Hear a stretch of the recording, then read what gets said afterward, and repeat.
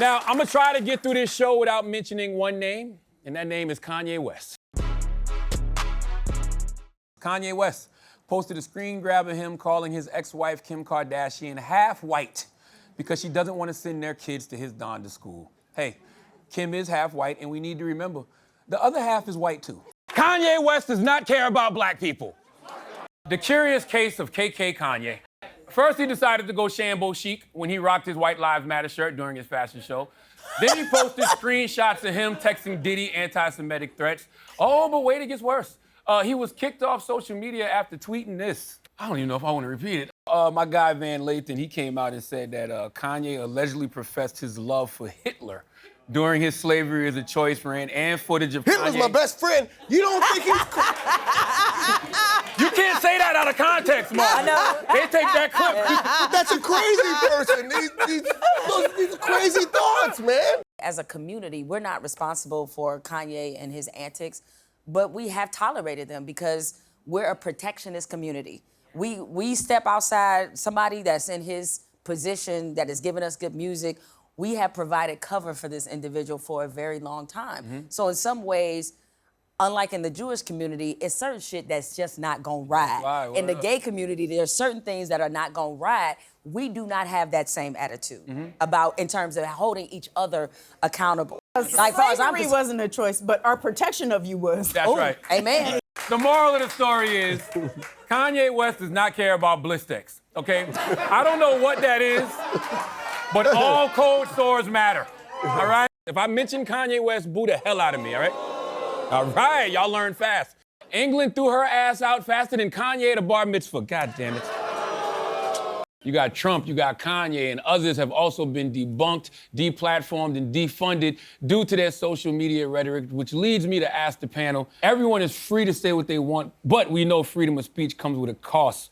And does the Jones verdict set a dangerous precedent for what can be said? I'm a veteran, so I definitely believe in freedom of speech. I'm not a big fan of cancel culture, but I also believe that every action has a reaction. So when you put an action out there that can cause possibly emotional distress, like what happened this week with Kanye and causing emotional distress to Gianni, who was actually George Floyd's daughter, when you have that, there is going to be a reaction and a consequence, for your words.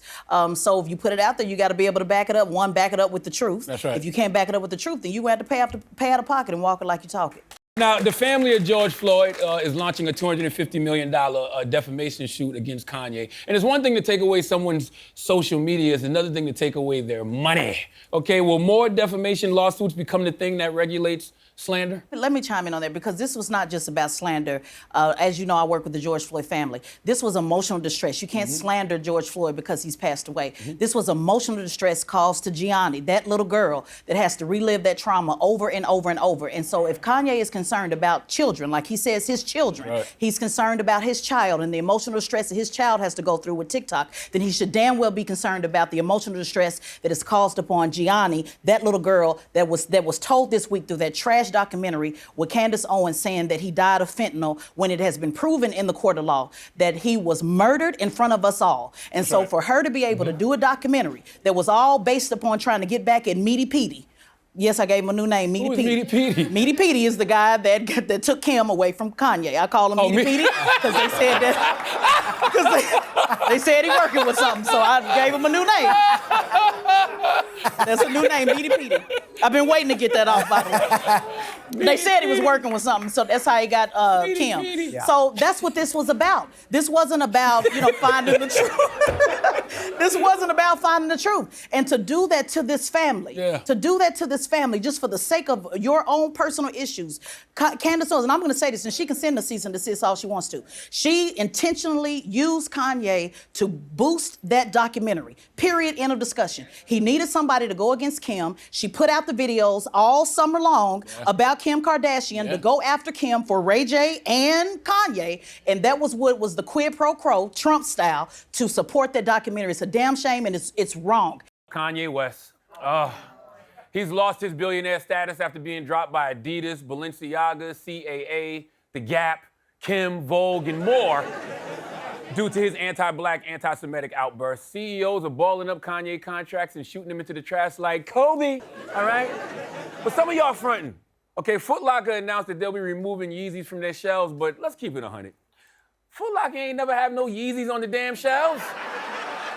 And TJ Maxx says Ye's brand will not be sold at their store. I would think now is the time that Yeezys end up in TJ Maxx because TJ Maxx is where clothes go to die, all right? Sorry, TJ Maxx.